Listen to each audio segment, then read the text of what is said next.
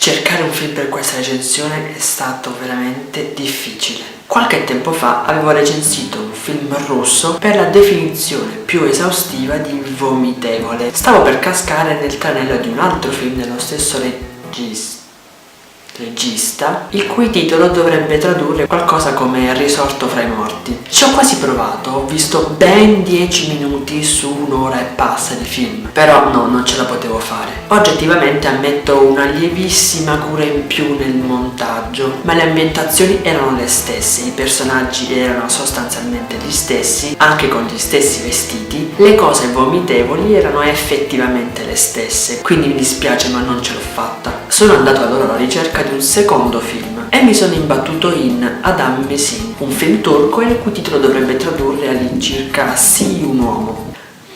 Una specie di cinepanettone trash senza Natale. Mi sembrava quasi introvabile, ma dopo un po' di ricerca sono riuscito a trovare il film sbagliato. Era in effetti un altro film uscito nel 2000 dal titolo irripetibile ma con il molto più conciso titolo inglese di Offside. Solo che me ne sono reso conto dopo 17 minuti che il film era iniziato. E in effetti me ne sono reso conto perché il film non era così brutto. Ho fatto una veloce ricerca e sembra in effetti un film abbastanza bello, quindi già che ci sono ve lo segnalo e magari un giorno riuscirò a finirlo anch'io. Ma adesso devo trovare un film brutto e dato che siamo in clima, perché non un brutto film natalizio? E poiché ormai è un mantra e lo sappiamo, brutto vuol dire il più delle volte horror. E in effetti cosa c'è di più trash degli horror di Natale? Solo che ho imparato che trash è qualcosa di basso livello che viene spacciato per qualcosa di alto livello. Per cui no, il film di cui parliamo oggi non è trash, è semplicemente brutto. Krampus, The Devil Returns è l'ennesimo horror natalizio sul Krampus, il diavolo di Natale che cerca i bambini cattivi, e in questo ha tutto il mio appoggio. Il film è sequel di Krampus, The Christmas Devil, che ovviamente non ho visto e non ci tengo particolarmente a recuperare. Non aver visto il primo film non dovrebbe far perdere troppe cose della trama, anche perché tutte le cose passate, che credo che siano successe nel primo film, vengono effettivamente spiegate in questo. Non è troppo importante la trama di questo film. Il problema è che riguarda il Krampus soltanto nel primo terzo e un po' nel finale. Tutto il resto del film è incentrato su una banda di mafiosetti non meglio definiti che ce l'ha col protagonista e si vogliono vendicare. Il protagonista è interpretato da un certo AJ Leslie. È il tipico cliché del poliziotto che si è ritirato dal servizio per via di un trauma. Avete presente? Quello che si è un po' lasciato andare, che si è fatto crescere quella bella barba da boscaiolo. Adesso dovete spiegarmi perché quando questi personaggi ritornano in auge si devono tagliare la barba. Perché? Di per sé il film ha qualche scena d'azione, però la scena d'azione centrale è rallentata, quindi in realtà è pallosa, nonostante muoiano tutti.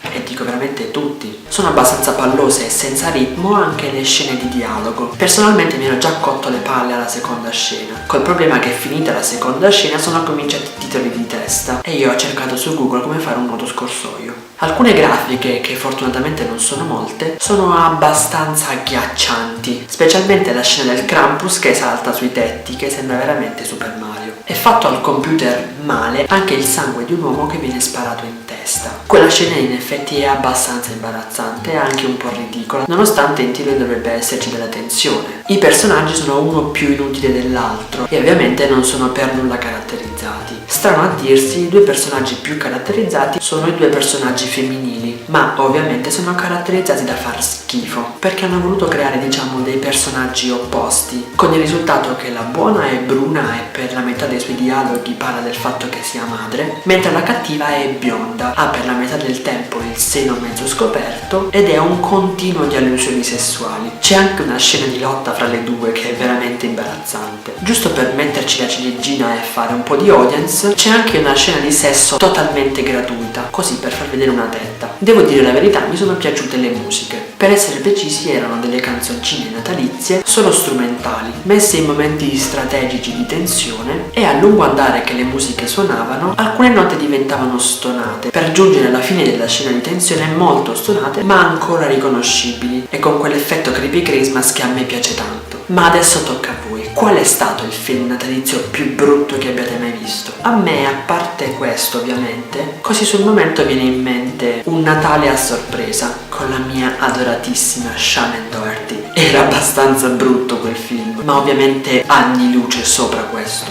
Lasciatemi un commentino e se vi va iscrivetevi al canale e parleremo ancora insieme di cinema imbarazzante. Beh, ciao!